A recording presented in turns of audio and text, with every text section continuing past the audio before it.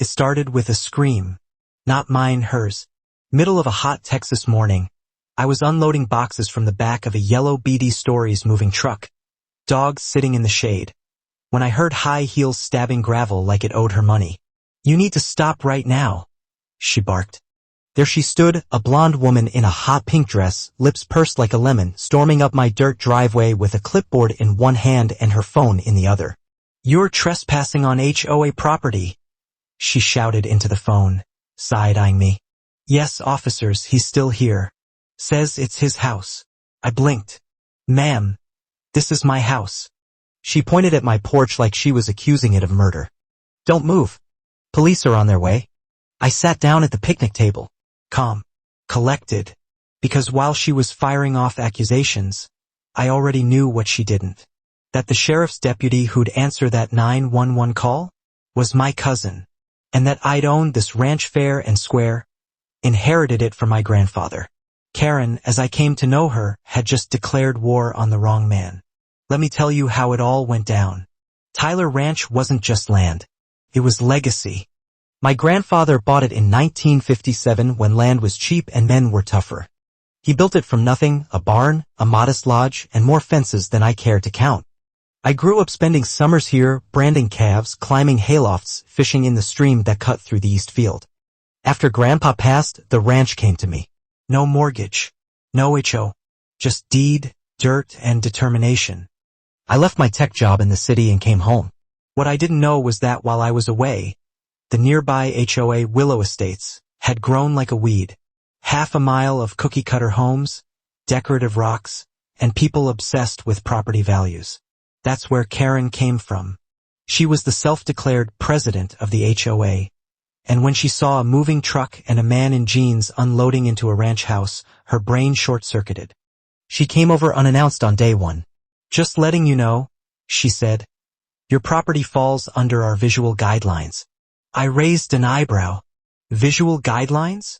She handed me a pamphlet about grass length, fence color, and prohibited livestock breeds. I laughed. She didn't.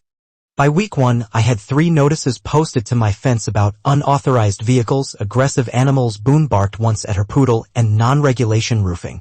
The HOA had tried to annex the area years ago, but never finalized the paperwork. Karen didn't care. She decided to enforce it anyway. Then came the real fireworks. The morning she called the cops, I just started assembling my smoker near the porch. Karen pulled up, slammed her car door, and charged straight at me. "You're still here. The HOA board never approved this occupation." I calmly told her again, "I own this land." That's when she dialed. Claimed I was hostile, possibly armed, and refused to provide identity.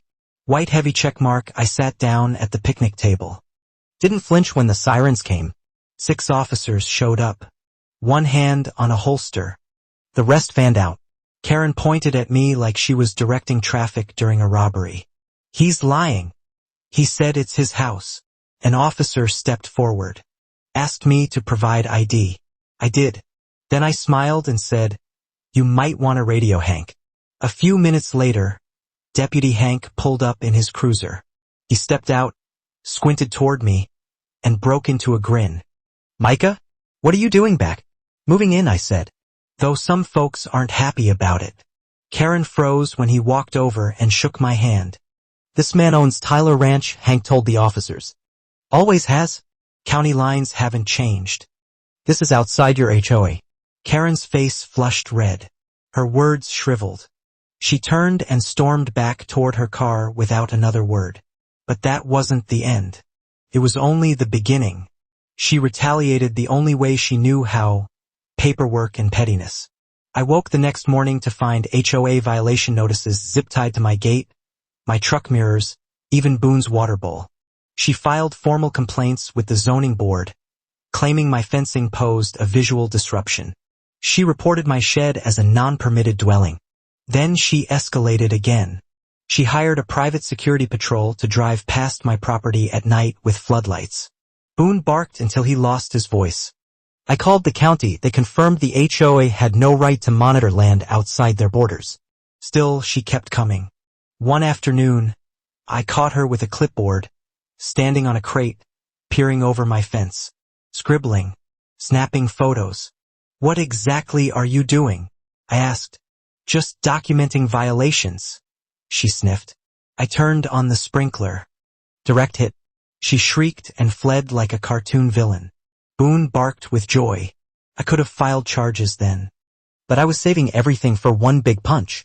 That punch came in the form of a county hearing. I compiled every photo, video, complaint, letter, and witness statement, including testimony from neighbors she'd harassed. Then I got a copy of HOA bylaws. Turns out, not only had she lied about annexation, she had forged a vote result to try and force it. That's a felony. I brought it all to the next public hearing. Karen arrived smug, until the county supervisor played surveillance footage of her trespassing, falsifying signs, and screaming into a megaphone. The room fell silent, then gasps, then laughter. Karen's smile faded as the supervisor read aloud, "The Tyler Ranch lies entirely outside the jurisdiction of Willow Estates HOA. Any enforcement action or harassment by HOA officers constitutes trespassing and civil harassment." The board removed her by vote. Official. She was barred from future HOA roles, fined, and publicly reprimanded. The next morning, she was gone. Life returned to normal. Peaceful mornings. Boone sleeping in the sun. The smoker humming. No more patrols, no more bogus citations, no more pastel pink nightmares shouting across property lines. But I never forgot what she tried to do, weaponizing authority, twisting rules, and lying through her teeth, all just to bully someone she didn't recognize. So I had a custom sign made. "Welcome to Tyler Ranch. We don't do Karens here." Right beneath it, a framed printout of the county ruling, with the highlighted line, "All attempted HOA claims on this land are null, void, and legally unenforceable." People started stopping by, not to cause trouble, but to thank me. Turns out I wasn't the only one she'd harassed. Neighbors who'd lived in fear of her HOA threats now felt free. One brought over a pecan pie. Another helped mend an old split-rail fence. A young couple even asked if they could take wedding photos under our oldest oak tree. I said yes, because that's what this land was always meant to be, a place where people are welcome as long as they come with respect. So now I ask you, what would you have done if someone called the cops on you for moving into your own home? Drop a comment. I want to hear it. And if you made it to the end, comment "Justice served." Because sometimes the best revenge is a peaceful porch, a loyal dog, and a deed with your name on it.